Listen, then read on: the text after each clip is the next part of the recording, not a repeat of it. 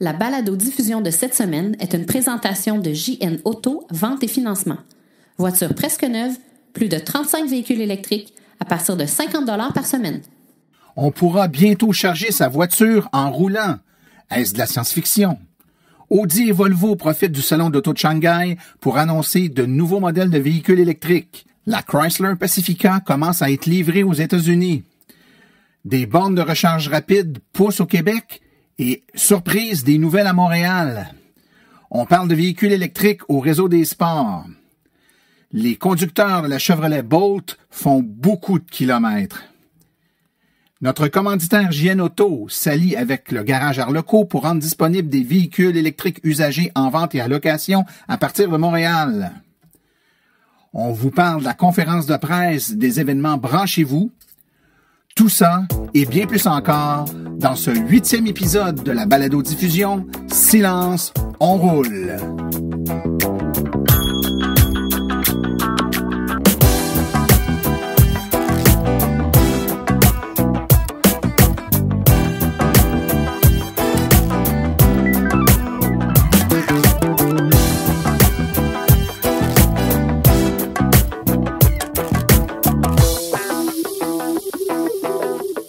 Bonjour tout le monde, mon nom est Martin Archambault, je suis administrateur et webmestre de l'Association des véhicules électriques du Québec.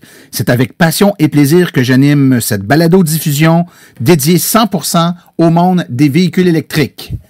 Beaucoup de choses à vous parler cette semaine. On est au moment d'enregistrer la présente balado-diffusion à quelques jours seulement de l'Assemblée générale annuelle de l'Association des véhicules électriques du Québec. Je vous rappelle que lors de cette Assemblée générale, on va vous donner beaucoup d'informations pour les membres qui sont présents, beaucoup d'informations sur ce qui a été fait par l'association cette année, nos projets pour les prochaines années. Bien entendu, vous pourrez assister à 3 conférences fort prisées par des experts du domaine des voitures électriques et on va aussi procéder à l'élection de 3 nouveaux administrateurs pour gérer l'association. Je profite pour prendre quelques secondes en même temps pour vous dire que je reçois quand même pas mal de messages, des courriels qui me sont envoyés à l'écoute de la balado-diffusion. Je vous en remercie. Pour moi, en fait, c'est une preuve que la balado-diffusion est écoutée. En fait, j'ai très peu de moyens d'avoir une idée juste, là. Hein. Je peux pas faire des sondages BBM pour savoir le nombre de personnes qui écoutent. J'ai accès via certains outils informatiques pour voir le nombre de personnes qui sont inscrits, qui sont abonnés pour recevoir le flux de façon automatique, donc qui reçoivent la balado-diffusion par abonnement. Par contre, il y a beaucoup plus d'écoute de la balado-diffusion que simplement les abonnements, que ce soit via le site web ou via certains autres sites sur lesquels on est inscrit et diffusé. Alors, si ça vous tente, je vous demande de prendre quelques secondes, c'est pas très long, quelques secondes de votre temps. Vous m'envoyez un petit courriel à martin, martin, @aveq.ca, donc martin@avec.ca. Dites-moi un petit coucou, dites-moi que vous écoutez la balado-diffusion, dites-moi ce que vous aimez ou ce que vous aimez moins.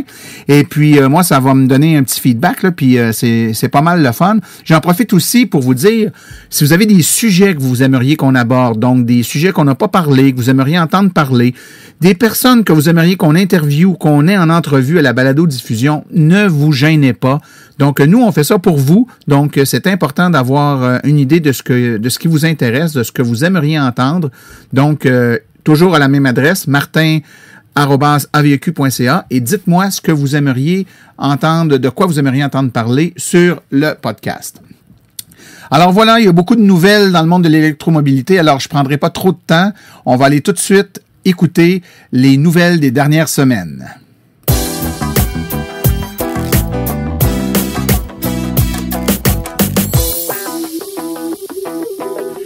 Une première nouvelle fort intrigante, en fait, Honda qui serait à développer un système de recharge dynamique pour véhicules électriques roulant jusqu'à 155 km/h.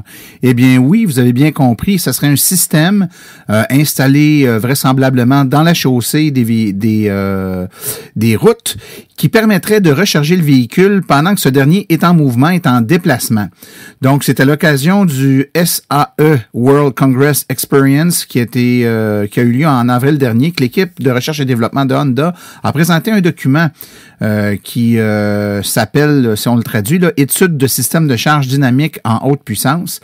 Et puis, en fait, c'est un système de charge qui permet de recharger la voiture à l'aide d'une énergie de 180 kW. 180 kW, là, une borne de recharge rapide actuelle, selon les standards, c'est 50 kW. Ça vous donne une idée, c'est plus de 3 fois cette puissance-là. Donc, on parle de 600 volts DC, 300 ampères en courant continu.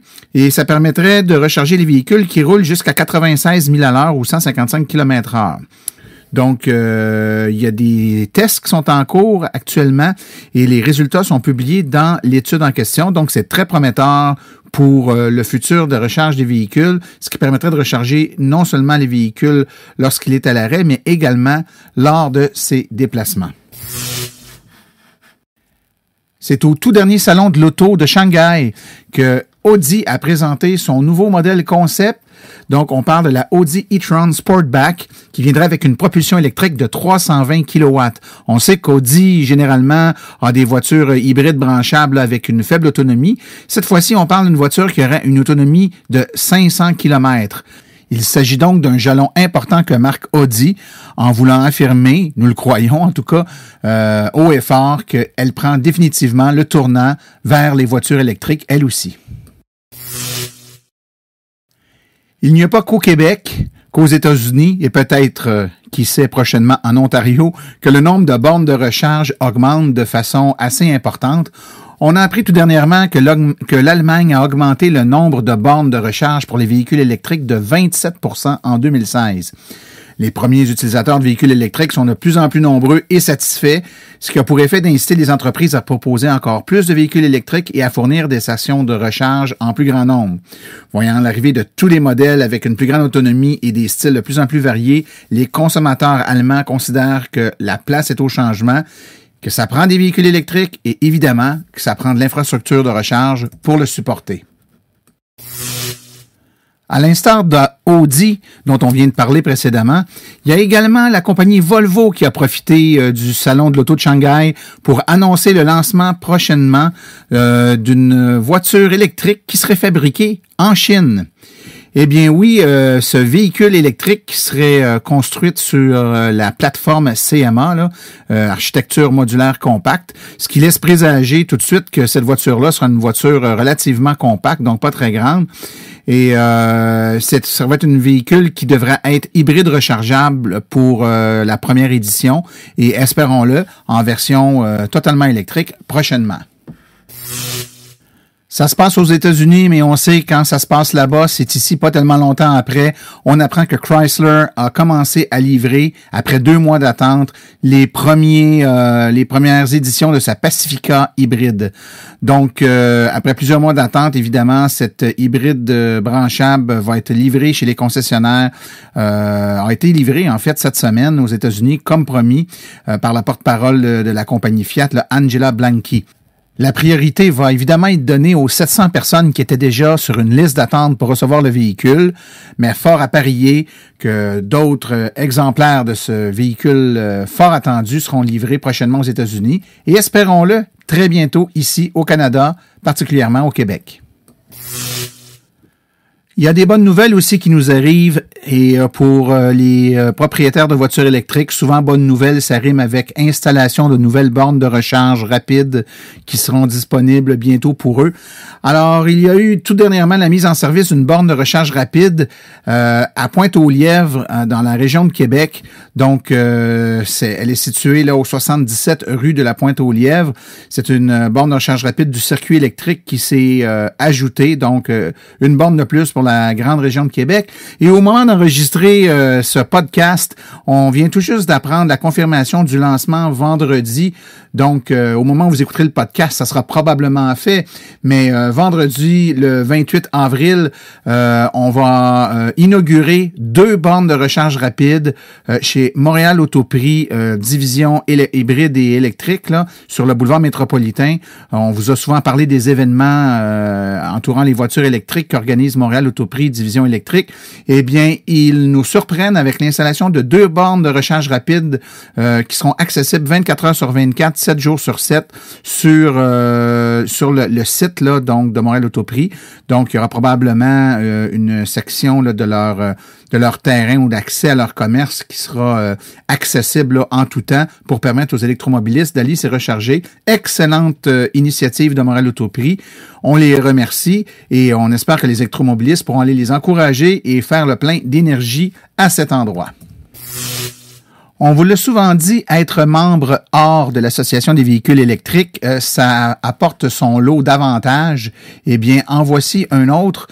On a, grâce à la compagnie Elmec, fabricant de la très populaire borne de recharge pour véhicules heavy duty, on a une entente maintenant qui fait en sorte que les membres hors de l'Association des véhicules électriques du Québec bénéficient d'un rabais de 100 $ applicable lors d'une nouvelle borne de recharge heavy duty lorsque cet achat est fait au kiosque d'Elmec pendant les éléments Branchez-vous. Alors, on a eu le Branchez-vous Montréal qui a eu lieu tout dernièrement. On a celui de Gatineau les 6-7 mai, celui de Lévis les 27 et 28 mai et celui de Drummondville les 17 et 18 juin. Donc, pour ces 3 événements à venir, tout comme celui de Montréal qui est déjà passé, là, les membres hors de l'AVEC peuvent se présenter au comptoir de la compagnie Elmec avec leur carte plastifiée de membres en main. Et sous présentation de cette carte de membre, un rabais de 100 $ va être offert sur l'achat d'une borne de recharge heavy duty. Entendre parler de véhicules électriques à la télévision, ça arrive pas souvent, encore moins dans un grand réseau de sport connu. Eh bien, ce n'est plus le cas parce que maintenant, depuis le mois d'avril, il y a l'émission Pilote Academy qui prend le virage vert, l'émission qui revient pour une saison entièrement dédiée aux véhicules électriques. Donc, à chaque épisode, l'animatrice fort connue Annie Soleil Proto, qui est pilote de NASCAR, va former 2 invités de marque à conduire un parcours spécialement conçu pour les mettre à l'épreuve. Donc, c'est une façon tout à fait différente de démystifier les véhicules électriques. Et 3 façons de rejoindre les électromobilistes et les automobilistes et de faire connaître le monde des véhicules électriques. Les organisateurs souhaitent que cette série d'activités mène encore plus d'automobilistes à mieux connaître les technologies modernes des voitures électriques et à explorer l'option d'un véhicule électrique lors de l'achat d'un prochain véhicule. La Tesla de Elmec, dont on a parlé plus tôt, sera en vedette à chaque épisode et à chaque semaine, de nouveaux modèles de véhicules rechargeables vont être mis en vedette. Vous pouvez écouter l'émission sur RDS tous les mardis soirs à 19h et c'est en reprise là, de nombreuses fois sur RDS et RDS2 tout au long de la semaine. Plusieurs amateurs de Tesla étaient un peu inquiets avec l'arrivée de la Tesla 3 de voir un engorgement monstre au Supercharger Tesla. Bien entendu, il n'y en a pas des tonnes au Québec, il n'y en a pas des tonnes en Amérique non plus, mais le nombre de véhicules Tesla était en concordance avec le nombre de superchargeurs. Mais avec l'arrivée prochaine de façon très massive de tonnes de Tesla 3 sur le marché, plusieurs craignent de voir un engorgement, une congestion aux bornes de recharge des superchargers Tesla. Tesla, évidemment, est très conscient de cela. Il a dévoilé qu'elle avait l'intention de doubler le nombre de superchargers à 7 000 et de quadrupler le nombre de chargeurs de destination à 15 000 d'ici la fin de 2017 en Amérique. Alors, évidemment, les propriétaires de Tesla n'ont pas à s'inquiéter. La compagnie n'a pas l'intention de les abandonner. Statistique fort impressionnante de la part de la compagnie GM, qui affirme que depuis le lancement, passablement récent d'ailleurs, de la Chevrolet Bolt, les propriétaires de la voiture aux États-Unis ont parcouru déjà près de 7,5 millions de kilomètres.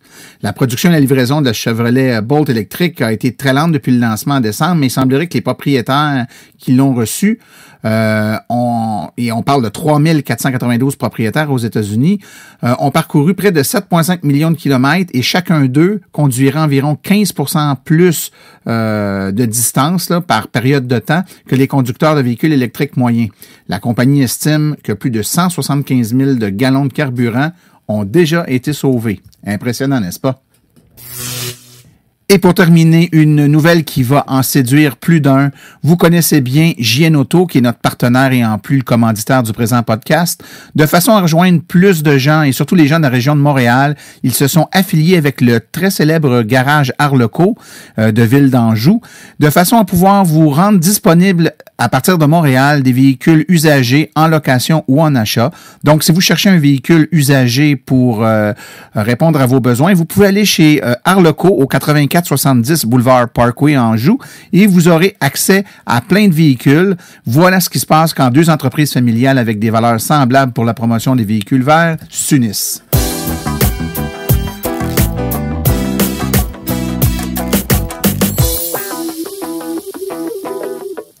Le 20 mai dernier avait lieu la conférence de presse pour célébrer le lancement des campagnes Branchez-vous 2017. Branchez-vous, c'est une initiative de l'Institut du véhicule innovant qui se veut un moyen de faire la promotion des véhicules électriques en permettant au grand public de voir des véhicules, de faire des essais routiers, de poser des questions dans une ambiance festive avec plein de bénévoles sur place. Et le premier Branchez-vous a eu lieu il y a quelques jours à Montréal, donc le Branchez-vous Montréal, mais tout juste avant, le 20 mai, une conférence de presse qui lance l'ensemble des Branchez-vous qu'il y aura au Québec. Et plusieurs personnes étaient présentes à l'Hôtel de Ville de Montréal. Alors, je vous propose aujourd'hui d'écouter des extraits d'entrevues qu'on donnait à cette conférence de presse, plusieurs des intervenants. Dans l'ordre, François Adam de l'Institut du véhicule innovant, Christine Dige Hollander de la compagnie Ford, Monsieur Philippe-André Bisson de Chevrolet, GM, Madame France Lampron de Hydro-Québec et Monsieur Aref Salem de la Ville de Montréal. Alors, je vous le dis tout de suite, c'est un enregistrement qui a été fait de la salle, donc avec un appareil d'enregistrement portatif là, de la salle où avait lieu la conférence de presse. Le son est peut-être un peu moins bon qu'à l'habitude. Il faudra peut-être porter une oreille un peu plus attentive, vous monter un petit peu le volume, mais quand même, je pense qu'on entend bien l'essence des propos. Alors, je vous propose tout de suite d'écouter dans un premier temps M. François Adam de l'Institut du véhicule innovant. Et M. Adam nous explique un peu ce qu'il veut mettre de l'avant dans le Branchez-vous de cette année, les éléments qu'il veut faire ressortir et pourquoi c'est important d'avoir des bénévoles à cet événement-là. Portez une attention particulière au moment où il souligne que sans l'intervention des bénévoles de notre association, ça serait bien difficile d'avoir des événements comme celui-là. Alors, écoutons tout de suite M. François Adam. Donc, cette année, on a voulu mettre un emphase particulier. En fait, l'équipe de Branchez-vous a voulu sensibiliser au niveau de la rentabilité des véhicules électriques. Ça tombe bien avec le prix du litre qui monte ces derniers jours. Le timing est bon au Branchez-vous. Donc, ce que l'équipe a fait, c'est qu'ils ont développé pour tous les véhicules électriques un point d'équivalence, c'est-à-dire qu'ils ont calculé à partir de quel kilométrage le véhicule électrique devient plus économique à rouler qu'un véhicule à essence. Donc, on le sait, les véhicules électriques sont typiquement un peu plus chers que les véhicules à essence, quoique ça dépend. Certains modèles qui équipés de façon équivalente sont au même prix, on en a des exemples. Donc, ils ont fait ce calcul-là, et comme l'électricité est utilisée pour alimenter ces véhicules-là coûte 4 à 5 fois moins cher que l'essence, on rentabilise le véhicule électrique. On a fait le calcul, entre autres, sur une durée de vie de 200 000 km, par exemple, et on voit des gains entre 10 à 15 000 tout dépendant des modèles de véhicules. Donc, c'est une information très intéressante qui se retrouve dans la brochure Branchez-vous, qui sera disponible sur les lieux des événements et également sur le site web branchez-vous.org. Donc, aussi, surtout, Branchez-vous, c'est un événement qui permet, comme disait Anne Soleil, d'essayer les véhicules. Finalement, les gens qui veulent s'en magasiner un, je dirais, qui sont prêts à acheter un véhicule électrique, c'est la place pour voir toute l'offre de véhicules électriques et d'en trouver un qui correspond vraiment aux besoins. Et en plus de pouvoir discuter avec des propriétaires d'expérience qui en ont depuis plusieurs années. Donc, aussi, je voulais remercier les bénévoles qui sont là, qui rentrent Branchez-vous.ca, parce que beaucoup de bénévoles, en particulier ceux de l'Association des véhicules électriques du Québec, sans qui on ne pourrait pas réaliser des événements Branchez-vous. Donc, branchez-vous a un impact réel sur l'adoption des VE. C'est pourquoi je suis très fier de lancer cette 5e saison de Branchez-vous à Montréal. Maintenant, la deuxième personne à prendre la parole est Madame Christine Hollander. Madame Hollander est la directrice des communications pour Ford Canada. Elle va nous expliquer un peu les investissements que Ford a fait et fera dans le monde des véhicules électriques. Également, elle va nous tracer un portrait là, des nouveaux véhicules que la compagnie devrait lancer très prochainement. Alors, écoutons Madame Christine Hollander. Ford est très fier de s'associer encore une fois comme partenaire majeur à l'événement Branchez-vous, qui est vraiment notre projet d'électrification. Vous savez qu'on a annoncé à grande pompe notre investissement de 4,5 milliards de dollars d'ici 2020, ce qui comprend 13 nouveaux véhicules que l'on va lancer d'ici 2020. Nous avons évidemment la nouvelle Focus que les gens vont pouvoir essayer, qui a maintenant une autonomie de 185 km et avec ce qu'on appelle le Fast Charge, la fonction de charge rapide. Donc, en 30 minutes, vous pouvez recharger le véhicule à 80% de sa charge. Les 13 véhicules, on en a déjà annoncé 7. Je vais vous les énumérer. On va avoir un petit véhicule sport utilitaire qui va avoir une autonomie entièrement électrique, qui va avoir une autonomie de 480 km. Et on prend aussi nos véhicules populaires que les gens sont habitués de conduire, dont le F-150 qui va devenir hybride, notre Mustang, notre véhicule sport le plus vendu au monde, qui va devenir aussi hybride, 2 voitures de police qui vont aussi être hybrides, un Transit Custom hybride rechargeable et un véhicule hybride entièrement autonome d'ici 2021. Donc, voici les véhicules que Ford a annoncés déjà. Poursuivons dès maintenant avec l'allocution de M. Philippe-André Bisson de la compagnie Chevrolet. À l'instar de Mme Hollander, M. Bisson va nous parler un peu des modèles, des fers de lance actuellement présents chez Chevrolet et puis de sa vision un peu là de l'orientation de Chevrolet vers les véhicules électriques. Alors, place à M. Bisson. Bonjour à tous, comme mentionné dans le proto, je suis directeur de la communication pour General Motors. Ça me fait extrêmement plaisir d'être ici aujourd'hui avec vous. Nous, on a 2 modèles en particulier que j'aimerais parler avec vous. Puis je vais commencer en disant qu'on est très conscient chez General Motors qu'il y a eu un très gros engouement autour des véhicules verts. On le voit de plus en plus, on est conscient de ça, et puis nous, on veut devenir un chef de file. On va dire, on se considère déjà comme un chef de file là-dedans, puis on veut continuer à investir de l'argent et du temps là-dedans, parce qu'on voit que c'est l'avenir, puis on y croit fortement à ça. Moi, au contraire de Christine, je ne pourrais pas commenter sur tout ce qui s'en vient parce que chez GM, on a une politique qui dit « We never comment on future project ». Donc, je vais en venir aux 2 modèles qu'on a en ce moment, qui sont la Volt, qu'on a créée autour de 2011, et puis on a la Volt aussi, la Volt V, qui a maintenant 383 km d'autonomie, qui, excusez-moi l'anglicisme, qu'on voit comme un game changer dans l'industrie. Moi, je vais vous donner une petite anecdote. Là, la Volt en 2011, vous voyez, je ne suis pas très vieux, j'étais encore à l'école à ce moment-là. Puis je me rappelle avoir été au salon auto de Détroit. C'était la première fois que j'allais dans un salon auto américain. Et puis on m'avait parlé de ce modèle-là comme du sauveur de Chevrolet. C'est un peu après la crise. Et puis j'avais trouvé ça m'avait fasciné de me rendre compte qu'une compagnie qui vend des camions, qui est réputée, qui a beaucoup d'argent sur les camions, voit son sauveur dans un véhicule vert. J'avais compris l'importance de ces modèles-là pour General Motors, mais non seulement pour l'ensemble des manufacturiers. La prochaine interlocutrice est Mme France Lampron, qui est la directrice de l'électrification des transports chez Hydro-Québec, donc entre autres en charge du programme pour le circuit électrique, réseau de bornes de recharge publique fort connu. Encore une fois, je vous demande d'être un peu indulgent. Je sais que le son est pas optimal pour l'enregistrement de ces entrevues, mais quand même, en portant attention, je pense qu'il y a de l'information très intéressante à vous être diffusée de cette façon.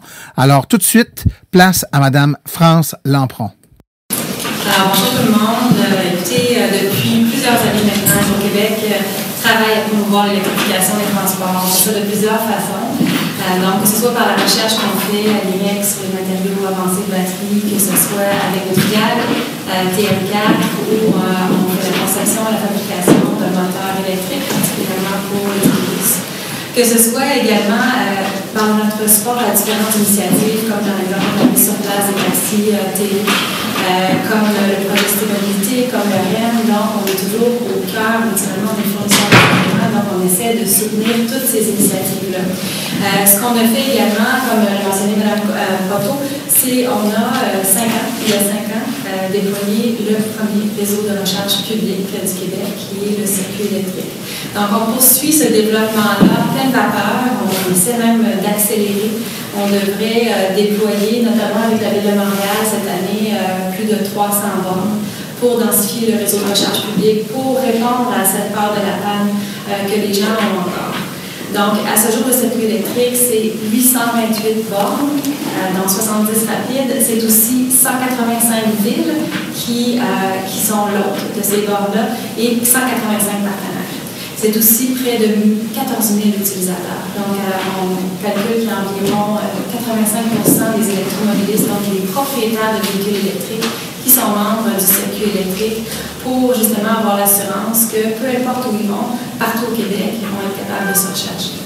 Finalement, le dernier entrevue, le dernier mais non le moindre, M. Aref Salem, qui est fort connu à la Ville de Montréal. Il est responsable du dossier du transport, donc pas seulement l'électrification des transports, mais les transports en général.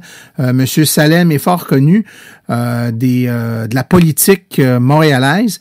Il va nous entretenir un peu des efforts de la Ville de Montréal pour promouvoir et mousser l'électrification des transports, porter une attention particulière à la petite pointe qu'il lance aux manufacturiers, auxquels il leur dit: on veut en acheter des véhicules à la Ville de Montréal, mais il n'y en a pas assez de disponibles. S'il y en avait plus, on en achèterait plus. Très intéressant et très cohérent d'ailleurs avec une politique de loi zéro émission. Alors, écoutez ce bout d'entrevue avec M. Aref Salem. Je suis content aujourd'hui aussi d'entendre des producteurs, des manufacturiers de voitures qui sont en train de se compétitionner dans le marché. On a la Bolt qui est arrivée à 383 km, on a une nouvelle Ford qui va arriver avec 480 km. Donc, il y en a d'autres aussi qui sont cachés, d'autres annonces cachées avec GM. Mais juste pour dire que nous, au niveau de la ville, nous avons déjà, que ce soit dans la foulée de la COP21 ou que ce soit dans la résolution qui a été prise de diminuer de 30% les GES au niveau du Québec, et la stratégie d'électrification du gouvernement du Québec, où on a mis des centaines de millions de dollars à la disposition de l'électrification et cette diminution de GES. Donc, nous, on a été leader dans cette stratégie-là. Vous savez, le maire, il a nommé quelqu'un qui est responsable de l'électrification du transport, donc celui qui connaît l'énergie d'Etsy.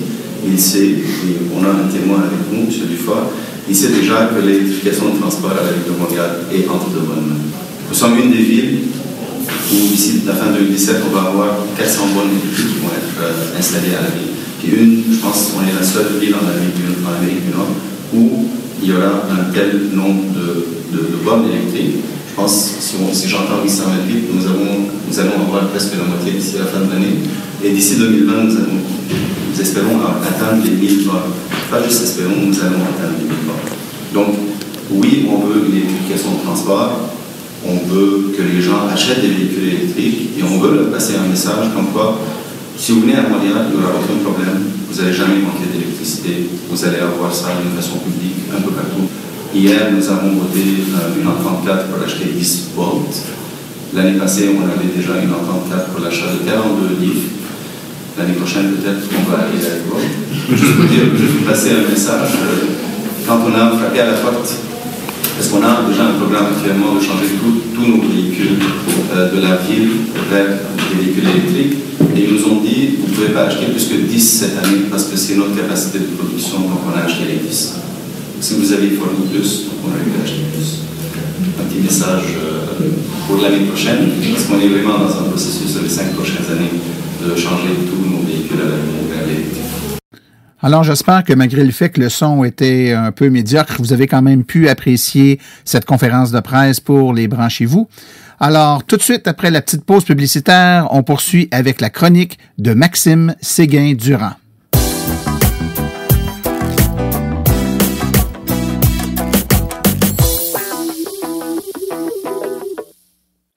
JN Auto, la référence lorsque vient le temps de se procurer une voiture électrique presque neuve. Plus de 35 véhicules électriques à partir de 50 $ par semaine. De plus, JN Auto offre une promotion exclusive aux membres hors de l'Association des véhicules électriques du Québec. Un rabais supplémentaire de 500 $ sur le prix affiché à l'achat de votre voiture. Une seule promotion par achat. JN Auto, choix, qualité et service après-vente irréprochable depuis 1982. Téléphonez-nous sans frais au 1-888-821-3084. Consultez notre liste de voitures au www.jnauto.com ou visitez-nous au 317 route 116 à Richmond, en Estrie.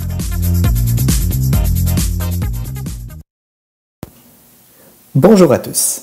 Pour mes chroniques des prochaines semaines, je vais m'attarder à une loi très prometteuse pour la transition énergétique au Québec, la loi provinciale sur les véhicules zéro émission. Cette semaine, on met les bases. D'abord, c'est quoi la loi zéro émission? C'est une loi qui va forcer les entreprises de véhicules à vendre un certain quota de véhicules électriques pour pouvoir vendre des véhicules à essence. À défaut de quoi, elles devront payer des pénalités. C'est un projet phare du gouvernement en matière de transition énergétique. Ça entre en vigueur en 2018, puis la cible pour cette année-là, c'est d'avoir au moins 3% de ventes de véhicules qui soient des VE. Évidemment, le pourcentage va augmenter périodiquement au fur et à mesure que le temps va avancer. C'est une loi qui est calquée sur le modèle de certains États américains, notamment la Californie.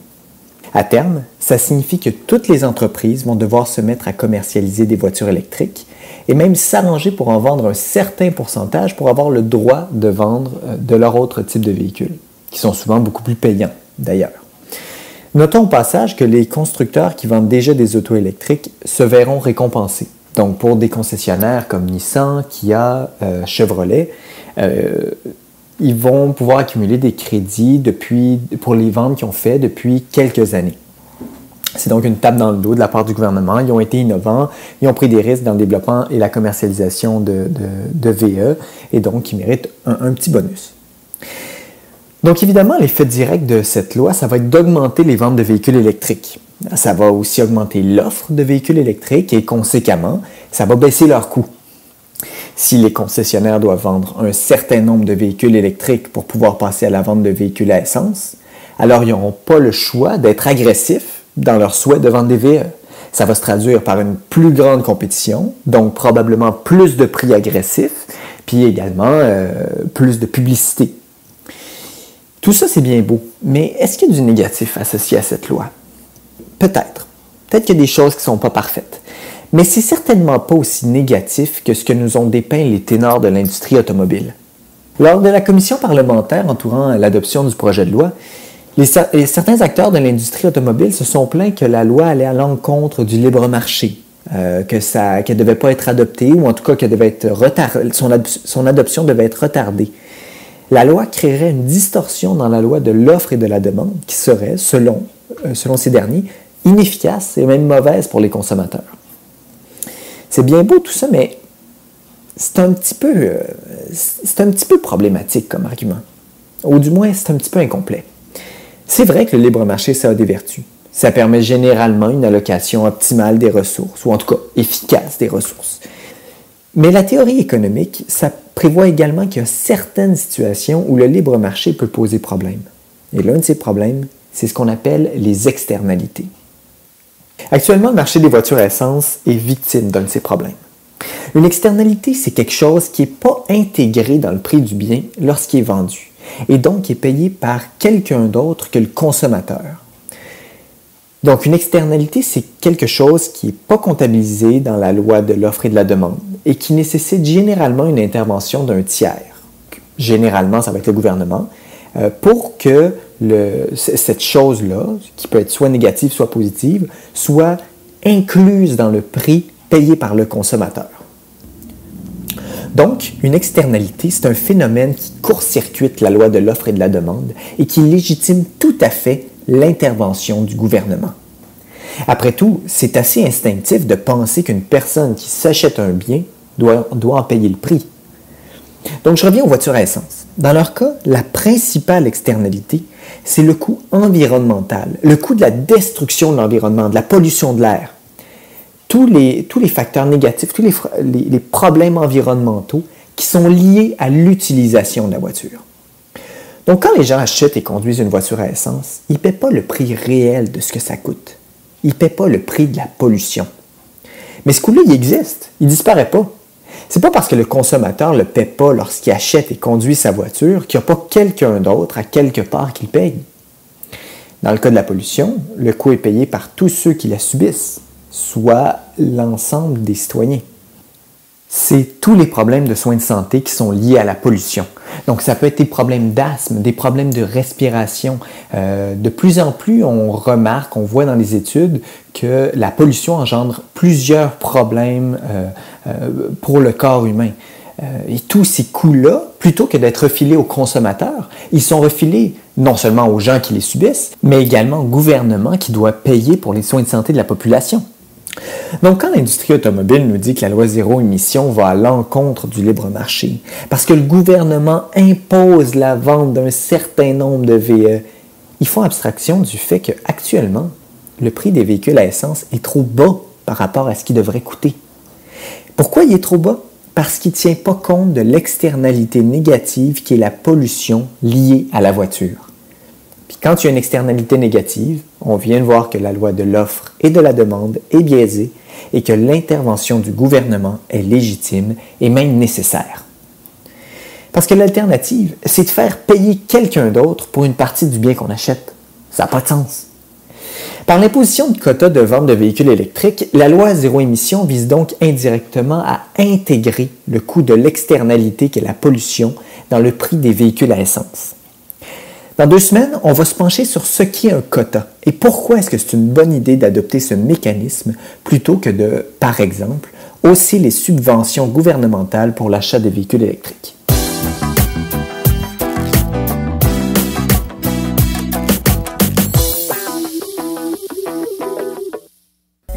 Alors voici les événements dans le monde de l'électromobilité pour les prochaines semaines. Tous les mercredis, la poursuite des Mercredis Montréal Autoprix Division électrique au 5600 Métropolitaine Est à Saint-Léonard. Informations sur les véhicules, essais routiers, plusieurs personnes influentes de l'industrie sur place. Le 2 mai, le mardi 2 mai, conférence sur les véhicules électriques donnée à la Bibliothèque municipale de Saint-Georges-de-Beauce par M. Neil Mathieu, directeur régional de Beauce-Appalaches pour l'AVEC. Du 5 au 7 mai, l'AVEC sera présente à l'Expo Santé Mieux-être au Centre des Foires de Sherbrooke. Il y aura des conférences, de l'information et des essais routiers. Le 6 mai, inauguration de la concession de véhicules électriques Simon-André. Donc, on invite les gens à y assister, ainsi que la même journée, il y a un tournoi de hockey des employés du ministère des Transports du Québec qui est organisé par notre directeur régional de la région de Québec qui va faire des essais routiers et parler des véhicules électriques. Quelle belle initiative! 7 mai, tournée d'inauguration du réseau de bornes de recharge rapide roulées vers la Gaspésie. C'est à Sainte-Anne-des-Monts en avant-midi et à Matane en après-midi. 6 et 7 mai prochain, le Branchez-vous de Gatineau à l'angle des boulevards de la Cité et de la Gap. Conférences, informations et essais routiers. Finalement, vendredi le 26 mai à 8h30 le matin, il y aura une démonstration de véhicules électriques ainsi que conférence au Juvenat de Lévis, 30 rue du Juvenat à Saint-Romuald. Conférence qui sera donnée par M. Neil Mathieu, directeur régional de Beauce-Appalaches pour l'AVEC.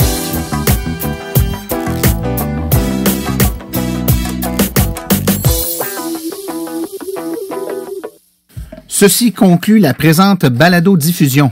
L'AVEC remercie tous les collaborateurs, particulièrement cette semaine Félix Séguin-Durand pour sa chronique. Et nous remercions également JN Auto, notre commanditaire principal pour la balado-diffusion. La reproduction ou la diffusion de l'émission est permise, mais l'Association des véhicules électriques du Québec apprécierait en être avisée. Toutes questions concernant l'émission peuvent être envoyées à l'adresse martin@aveq.ca. Toute question générale regardant l'électromobilité ou l'association, veuillez plutôt écrire à info@aveq.ca. Pour vous renseigner et avoir accès à toute la documentation de l'AVEC, visitez le site www.aveq.ca. Je vous rappelle que sur notre site web, afin de vous faciliter la tâche, vous avez accès aux archives de nos balados ainsi qu'à des hyperliens vers les sites web mentionnés aujourd'hui, le tout directement au www.aveq.ca/silence. Mon nom est Martin Archambault et d'ici la prochaine balado, j'espère que vous attraperez la piqûre et direz vous aussi, silence, on roule.